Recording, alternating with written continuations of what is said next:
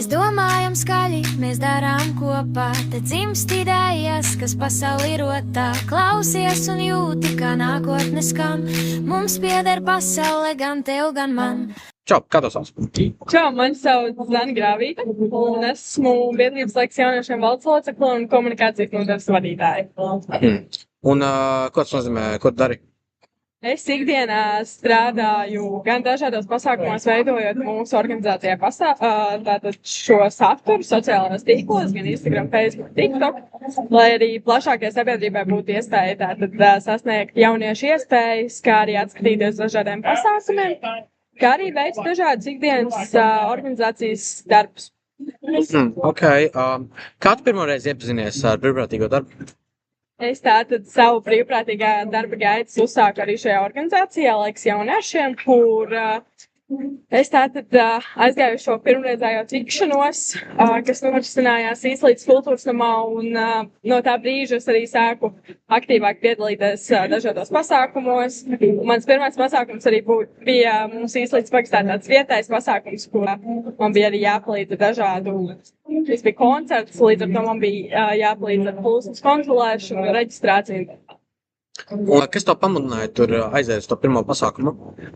Tur es lielu paldies varu teikt savai mammai. Viņa bija tā, kas mani pamudināja un iedrošināja, lai es pamēģinu kaut ko jaunu un iesaistos. Tad, lūk, esmu šeit vēl joprojām šajā jomā. Skaidrs. Vai sākumā bija bailes par to, ka vajag iet uz tiem pasākumiem, vajag piedalīties vai vienkārši darboties kaut kur? Jā, sākumā pavisam noteikti man bija uztraukums, jo es biju tas cilvēks, tas noslēgtais cilvēks, kas bija pieredzējis mājās, savā komforta zonā, darīt lietas tikai tādas, kas man patīk. Es praktiski vienkārši scrollot TikTokus un sēdēt sociālajos tīklos un īsti neko nedarīt, iziet varbūt ārā ar draugiem. Tas bija maksimums tāds, kam es biju pieradusi. Un tajā brīdī, kad es sāku iesaistīties šajā jaunas organizācijā, man atvērās praktiski tādas plašas, lielas durvis, kuras redzēja daudz un dažādas iespējas, kurās es arī tādi varēju pievienoties un ielikt iekšā. Pirms tās durvis atvērās, kāds bija tavas domas par brīvprātīgo darbu? Kā tu iedomājies brīvprātīgo darbu? Godīgi sakot, es īsti pilnīgi neko, es arī neinteresējos pat, un es arī īsti neko nezināju par brīvprātīgo darbu. Bet es biju kaut ko pavisam varbūt nedaudz dzirdējusi, un man vienmēr likās, ka tas ir tikai tiem jauniešiem, kas ir tie jaunieši, kas dara tādas krūtas lietas, un ka tas nav paredzēts visiem noteikti. Un tajā brīdī, kad es pati iesaistījos, tad es sapratu, ka tā pavisam nav, un tur var iesaistīties pilnīgi jebkurš. Ok. Kādas tev atmiņas, kādas lietas tev atmiņā palika visvairāk no tiem pasākumiem, kur tu esi bijusi? Man noteikti, ja mēs ņemam no tādas personīgās perspektīvas, tad tās noteikti arī tādas prasmes, ko tu vari attīstīt pats sev, kas ir gan komunikācijas prasmes, gan iemācīties daudz dažādas lietas, ko tu līdz šim varbūt vēl neesi izmēģinājis. Un, protams, tās ir arī dažādas emocijas, kā kurā pasākumā. Tās ir emocijas, tie ir jauni kontakti, jauni draugi un saliedēta komanda ar vien vairāk. Tā varētu būt, ka tev palika atmiņā pats pirmais pasākums, ko tu piedalījies? Jā, pats pirmais pasākums man bija labdarības koncerts, ko mūsu organizācija arī tajā brīdī ļoti aktīvi organizēja, kas bija tieši Covid-19 laikā. Un mums tajā laikā arī norisinājās tāds labdarības maratons roku rokā, kur ietvaros tātad mēs organizējam šo labdarības koncertu. Un tad es tur gāju kā brīvprātīgais jaunietis, un mans uzdevums tajā pasākumā bija tieši nevis skenēt biļetes, bet tieši sagaidīt visus apmeklētājus, pieregistrēt viņus un parādīt, kur viņiem doties tālāk. Skaidrs. Vai tev ir bijis tāds moments, kad tu domāji, tiešām bija tā vērts piedalīties šajā pasākumā vai šai nodarbībā? Godīgi, nē, jo tajā brīdī jau, kad es to sāku darīt, praktiski no pirmā pasākuma, man tas tik ļoti aizrāva un iepatikās, kad es sapratu, ka es gribu vēl kaut ko mēģināt, un es mēģināju sev iedrošināt uz jaunām aktivitātēm. Kā tu jūties pēc tā koncerta pirmā, kur tu piedalījies? Pozitīvi, negatīvi? es biju ļoti pozitīvās emocijās, un man šeit to var arī apliecināt. Man visa ģimene, kad es ierados mājās, bija tik ļoti priecīga, tik pozitīvi uzlādēta, un bija tā enerģija iekšā, un es jūtu, ka, hei, es varu iet un darīt, un kaut ko sasniegt vēl vairāk un vēl vairāk. Ok, tev brīvprātīgais darbs dod tikai pozitīvas emocijas, vai arī bija tādi pasākumi, kur tu bija vairāk negatīvas emocijas? Tikai tas ir kā kurā pasākumā, protams, pārsvarā es teiktu, ka tas ir tikai vienīgi pozitīvi, un tās emocijas ir pozitīvas, tu satiec jaunus cilvēkus, var iepazīties ar daudz jauniem cilvēkiem un strādā arī savā komandā.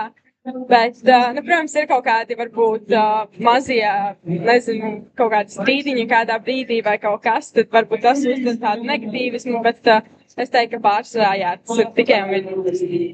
Es domāju, ka lielākoties emocijas pozitīvas, vai arī tu jūties satraukts palielam, bet nav baigi negatīvas emocijas. Vismaz man tā pēc pieredzes bija. Labi, ko tu esi iemācījusies, esot brīvprātīgais? Pavisam noteikti. Tas, ko es arī vienmēr saku, esmu attīstījusi savas komunikācijas prasmes. Man vairs nav tik ļoti bail runāt un pieiet varbūt arī kādam nepazīstamam cilvēkam klāt un uzsākt sarunu. Tātad šīs komunikācijas prasmes, tad noteikti arī kaut kādā ziņā esmu attīstījusi sev vienkārši pilnvērtīgi, organizējot arī kaut kādus pasākumus un visa organizatoriskā puse, kas tev nāk līdzi, nevis tu vienkārši aizēji apmeklēt pasākumu, bet tu tajā visā esi iekšā no nulles līdz pat rezultātam un visas prasmes, lai vienkārši kaut ko uzsākt, uzrīkot un sākt komunicēt ar jauniem cilvēkiem.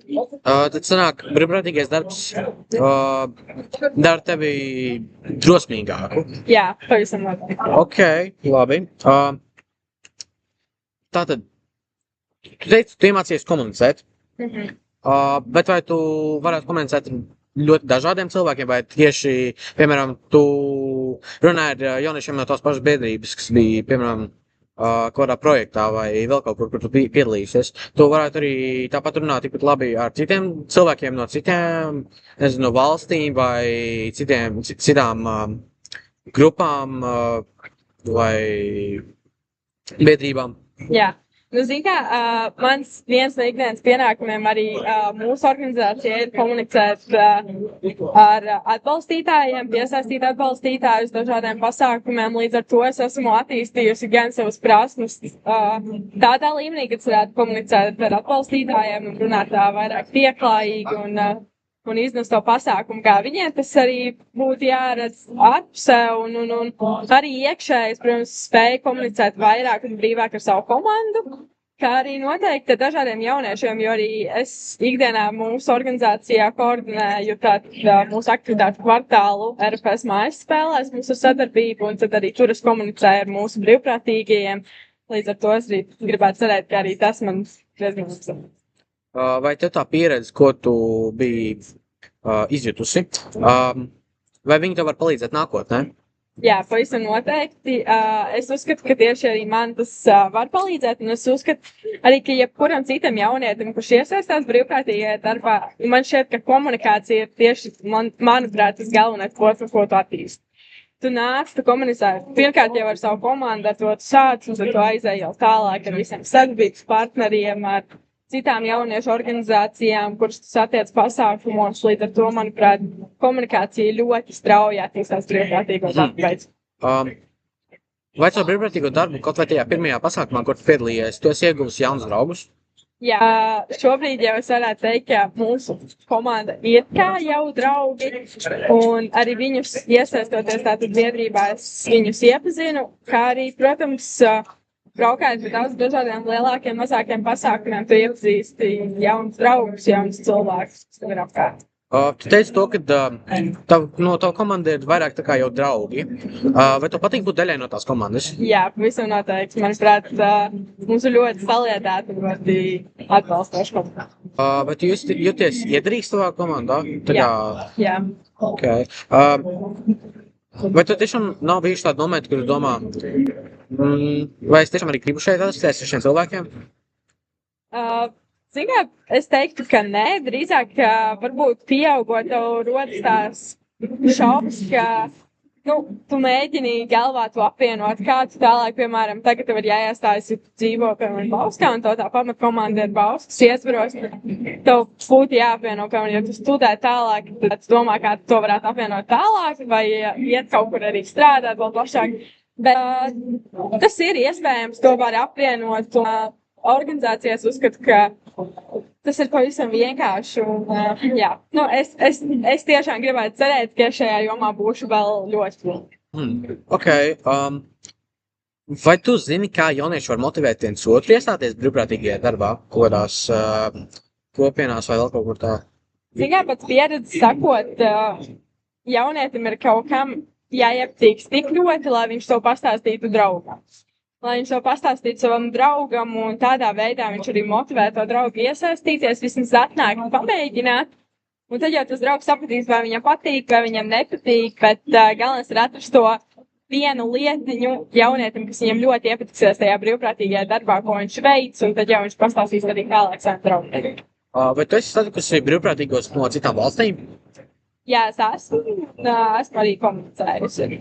Vai bija tāda iespēja satikt no citiem kontinentiem? No kontinentiem man šķiet, ka nē. Bet noteikti tādas iespējas ir vienkārši man šobrīd gribas. Ok. Ko interesantu esi iemācījusies vai uzzinājusi no tiem cilvēkiem, ko tu biji satikusi no ārzemēm? Pavisam noteikti, ka katrā valstī mums tas jaunas darbs ir savādāks. Mums Latvijā tas notiek savādāk, un mēs strādājam ar to, kas mums ir, bet attiecīgi citās valstīs tas ir varbūt vai nu plašāks, vai citās arī valstīs šaurāks loks, kādā viņi strādā, un arī tās sadarbības viņiem pavisam savādāk, un tie visi tie rīki, ar ko viņi strādā, arī daudz dažādi savādāk. Vai tu gribētu izmēģināt to savādāku pieredzi citā valstī, piemēram, strādāt par brīvprātīgo? Jā, noteikti es gribētu arī kādreiz pamēģināt, bet arī īstenībā, gan brīvprātīgo darbu veicot, jā, noteikti varētu izbraukt un kaut kur pamēģināt kaut ko savādāk, bet arī šajos projektu ietvaros arī noteikti var aizbraukt un paskatīties, kā kāds kaut ko savādāk dara un iegūt to pieredzi no viņiem un atvest uz Latviju, un mēs arī kaut ko savādāk pamēģināt. Kā tev šķiet, kāpēc jauniešiem būtu vērtīgi izkāpt no ārpus no savas komforta zonas un piedalīties uz kaut kādiem tādiem pasākumiem? Manuprāt, jauniešiem svarīgi ir izkāpt no komforta zonas jau tā iemesla dēļ, ka tajā brīdī tu sapratīsi, cik daudz īstenībā iespējas tev ir. Ja tu sēdēsi tajā vienā savā burbulī, tad būs grūti sasniegt kaut ko lielu, kaut ko jaunu un iepazīt varbūt arī tos pašus cilvēkus. Līdz ar to ir svarīgi vismaz kādā dzīves posmā izkāpt no tās savas komforta zonas un paskatīties, hei, kādas iespējas man ir apkārt, jo tās tiešām ir ļoti daudz. Kāds brīvprātīgajā darbā to šķiet nevienkārši vai ne viegls? Jo priekš manīm visdrīzāk tas būtu vienkārši, cik bieži daru vienu un to pašu darbu. Piemēram, mēs tagad ierakstām to podkāstu. Jā. Es ierakstu podkāstu, montēju podkāstu un visu laiku to daru. Un kā tev šķiet, kas tas grūtākais vai netik vieglais gabals no tavas brīvprātīgās dzīves? Tieši personīgi no manis? Jā. Man laikam tas būtu, zināmā arī citreiz, varbūt brīvprātīgi strādājot arī, varbūt tas pats, kas tev, ka dažreiz iet tas uz apli, bet tur svarīgi ir pašam arī kaut ko atrast, nezinu, iegūt kaut kādu jaunu resursu vai kaut ko, ko tu vari pamēģināt. Godīgi sakot, es nezinu, bet, jā, citreiz laikam ir, es saku, it kā, ka es esmu attīstījusi savu komunikāciju, bet viņi ir attīstīti, bet varbūt citreiz viņi ir nobloķējuši tādā brīdī, kad tev gribas nekā komunicēt, bet tev ir tāds, pagavar, es ieslēdzu atkal tās bailes atpakaļ, un tad tas varbūt tāds grūtākais, ka jāsāk komunicēt tiem jaunajiem brīvprātīgajiem vai jaunajiem cilvēkiem, un tad ieslēdz tās mazās bailes, svarīgi viņas ir pārvarēt tajā brīdī. Un kā tev šķiet, kā tu vari pārvarēt, piemēram, to nevēlmi strādāt kaut kur vai motivācijas trūkumu, piemēram, ko tu pieminēji, ka tu baigi negribi darīt kaut ko, iet pie tiem jauniešiem? Es pat īsti neteiktu, ka varbūt tas negribu, bet es uzsveru, ka tās varētu būt tikai vienīgi bailes tajā brīdī.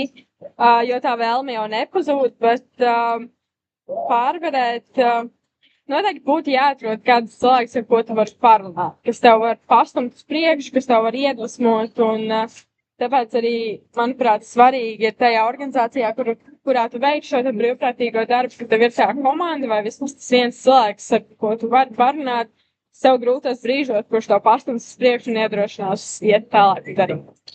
Vai tu kādreiz jūties nenovērtēt savā komandā?